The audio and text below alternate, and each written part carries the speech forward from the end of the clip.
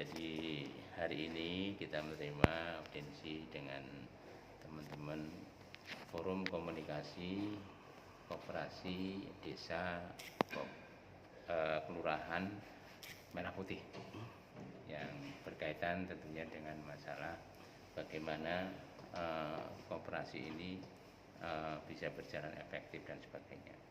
Persoalan-persoalannya terkait dengan masalah ini berkaitan dengan pertama, hingga sekarang secara umum koperasi ini sejak dibentuk belum bisa beroperasional karena memang kemudian intinya belum ada permodalan yang diterima. Nah, tentunya ini kemudian menjadi bagian pertanyaan tadi, termasuk setelah dibentuk itu hingga sekarang koperasi ini kan harusnya tetap eksis, legal formal tetap jaga. Salah satu eksistensi koperasi tadi adalah ketika mereka melakukan satu kegiatan yang namanya rapat anggota tahunan atau RAT. Ini bentuk daripada koperasi itu aktif. Nah, maka itulah sejak dibentuk hingga sekarang ini belum ada kegiatan, tapi itu harus berjalan. Artinya apa? Operasional ini tadinya ditanyakan. Gila Ya, itu Pak. kalau sudah operasi tidak ada masalah, karena itu bagian dari pembiayaan manajemen koperasi kan gitu. Betul, kan. yeah. Tapi kali ini belum ada, ini dari mana tadi? Nah, ini kemudian tadi kami undang teman-teman eksekutif yang berkompeten di Sekunda selaku pembina perkoperasian maupun desa selaku pembina desa tentunya di Supermasdes. Beberapa hal tadi yang berkaitan dengan masalah-masalah yang disampaikan, kemudian ada beberapa hal yang memang ternyata kita perlu ada konsultasi koordinasi dengan penyusun kebijakan atau pengendali kebijakan setidaknya di tingkat provinsi. Kami merekomendasikan untuk beberapa hal yang tadi berkaitan dengan utamanya kewenangan tanggung jawab antara pengelola dengan yang sekarang melakukan penyiapan daripada bangunan. Ini sejauh mana ini batasannya nanti. Jadi dalam hal ini kita rekomendasikan untuk kemudian teman-teman di Diskumdak untuk melakukan konsultasi koordinasi kepada institusi yang berkepentingan.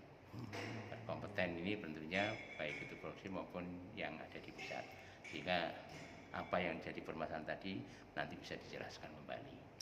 Kemudian yang kedua berkaitan dengan masalah-masalah yang tadi, utamanya tadi disampaikan berkaitan dengan persiapan lahan yang ternyata di situ perlu urukan dan sebagainya. Iya betul Pak. Ini yang kemudian tadi dijelaskan juga nanti tentunya diinventarisir masalah-masalah itu untuk kemudian tentu menjadi bahan rapat koordinasi teman-teman di TAPD di sana bagaimana penyelesaian masalah ini. Karena tentunya ini juga berkaitan dengan kondisi keuangan sekarang ini. Kemampuan kapasitas fiskal kita ini kan belum stabil Pak ya. Stabil kan. Sehingga ini juga harapannya apapun tadi yang sudah dilaksanakan dalam rangka menjalankan ini kan bagian PSN ya. Ya, sehingga harus kita dukung bersama semuanya bisa berjalan dan kemudian jangan sampai menyelesaikan masalah-masalah yang akhirnya malah membebani secara pribadi dan sebagainya. Oke. Ya. Pak, dengan adanya audiensi ini, harapan dari panjenengan selaku DPRD Kabupaten Pemalang untuk kedepannya bagaimana Pak? Ya, kami harapkan tentunya semua kebijakan pusat ya, program-program pusat itu nanti kami harapkan bisa menyeluruh dengan ditunjang bagaimana aturan pelaksanaannya, bagaimana jumlah subsidi, bagaimana kemudian pelaksanaannya di lapangan ini betul-betul nanti terjaga sesuai dengan maksud tujuan kebijakan tadi. Artinya kita yakin bahwa semua kebijakan apalagi ini PSN ini pasti orientasinya adalah dalam rangka bagaimana mensejahterakan masyarakat. Nah, di dalam pelaksanaan inilah yang kami perlu aturan-aturan itu yang kemudian segera ditindaklanjuti dengan aturan-aturan di tingkat bawahnya. Nah, untuk itu tentunya harus ada kepastian, kejelasan tentang berbagai macam aturan atau kebijakan yang dikeluarkan tadi. Sehingga kemudian kami daerah selaku kepanjangan tangan dari pemerintah yang di atasnya, nanti bisa ikut tentunya mengendalikan di tingkat pelaksanaan di lapangannya. Oke, matur suwun Bapak.